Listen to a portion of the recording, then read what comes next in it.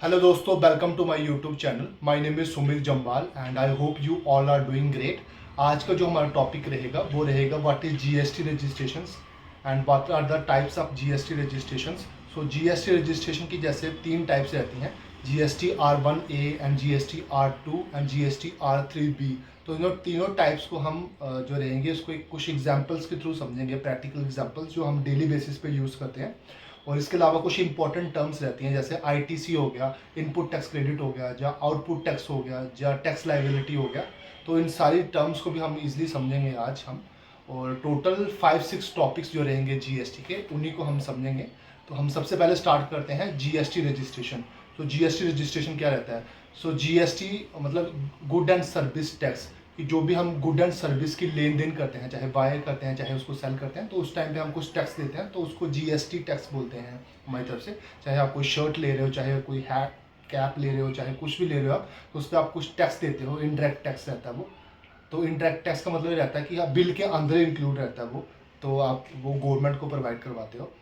तो इसको जीएसटी बोलते हैं टैक्स। और जीएसटी रजिस्ट्रेशन जो रहती है वो उन बिजनेस के लिए रहती है स्पेशली, जो कि बिजनेस की अगर मान लो गुड्स में बिजनेस कर रहे हैं अपना, तो उसका जो टर्नओवर है 40 LPA रहता है। अगर 40 लाख पर एनम, उतना जो उससे ज़्यादा अगर वो कमा रहा है तो फिर उसको मैंडेटरी रहता है कि वो जीएसटी जो सर्टिफिकेट रहता है उसको वो ले सकता है।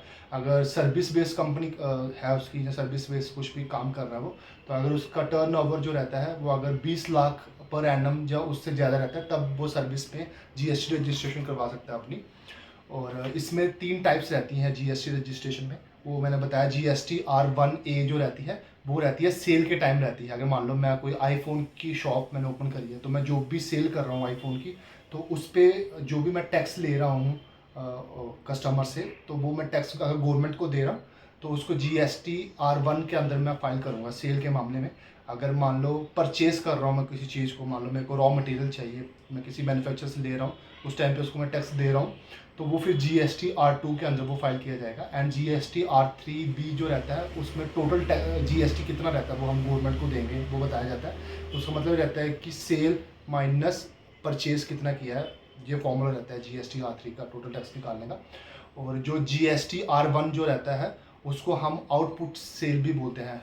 और जीएसटी R2 जो रहता है उसको हम इनपुट टैक्स भी बोलते हैं। तो ये आप टर्म्स इंपॉर्टेंट याद रख लेना, आगे इंपॉर्टेंट काम आएगी। जो जीएसटी R1 जो रहता है उसको आउटपुट टैक्स बोलते हैं, एंड जीएसटी R2 जो रहता है उसको इनपुट टैक्स बोलते हैं। अब इनपुट टैक्स की बात करें तो हम आईटीसी भी पढ़ लेते हैं अभी यहाँ पे। आईटीसी मतलब इनपुट टैक्स क्रेडिट।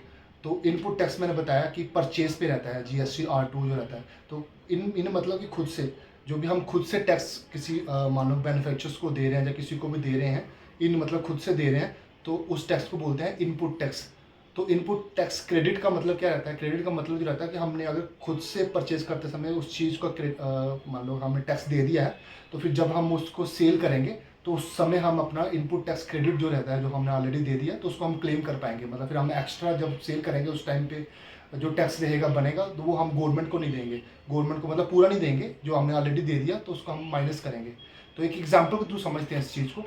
और इसमें एग्जांपल ये रहेगी, मान लो मैं आईफोन जो है वो 1 लाख का मैंने लिया है मैन्युफैक्चर से, और 1 लाख पे 18% जीएसटी उन्होंने मेरे से चार्ज किया है, और 18% फिर उन्होंने गवर्नमेंट को वो दे दिया है।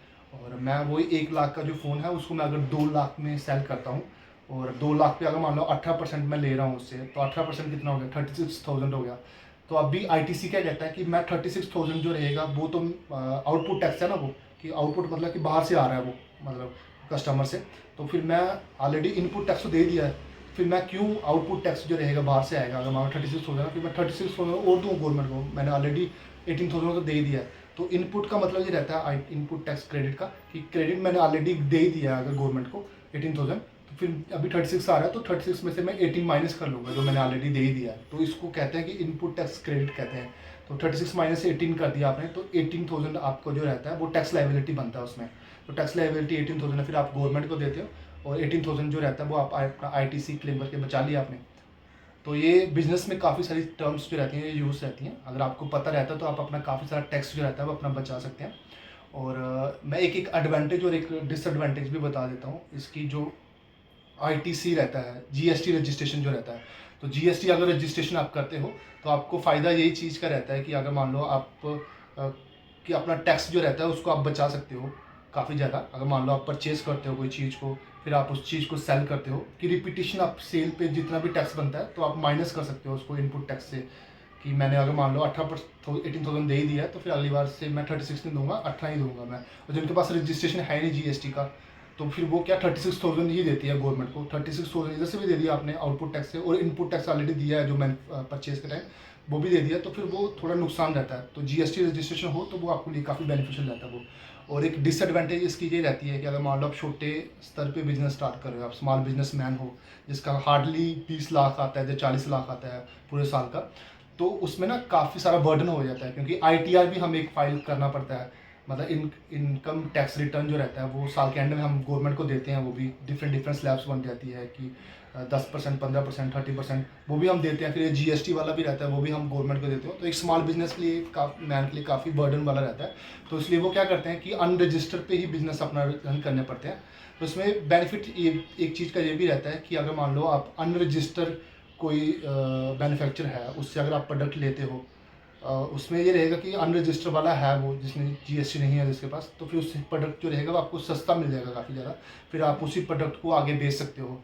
तो फिर उस प्रोडक्ट को जैसे आप बेचोगे फिर वो GST रहता है, तो फिर आप अपना इनकम टैक्स का जो भी वेबसाइट रहती है उस पर जाके आप मत रजिस्टर करना कि मैंने नहीं बताना उनको कि हमने ये जो भी इन टैक्स लिया है इनसे। तो मतलब सेव कर सकते हो आप लोग टैक्स वगैरह अगर आप नहीं लेते हो, पर ये गलत रहेगा क्योंकि गवर्नमेंट ने कहा है कि फिर वो ब्लैक मनी में कन्वर्ट किया जाता है। अगर मान लो आप GST जो रहता है नहीं लेते हो, अगर आपकी इनकम एक पर्टिकुलर थ्रेशोल्ड जो रहती है लिमिट, चाहे 40 लाख पर एनम रहती है, उसके बाद लेना पड़ता है। तो ये रहता है हमारे इंडिया में, और इसी वजह से काफ़ी टैक्स हमें देना पड़ता है, GST, डायरेक्ट इनडायरेक्ट टैक्स वगैरह। सो आई होप कि आपको समझ आ गया होगा जो मैंने इंपॉर्टेंट टर्म्स बताई है यहाँ पे। और अगर आपको इसी टाइप की वीडियो चाहिए जो कि बिजनेस रिगार्डिंग कंटेंट रहेगा, तो आप मेरे चैनल को प्लीज़ सब्सक्राइब कर सकते हैं और लाइक कर सकते हैं। Thank you.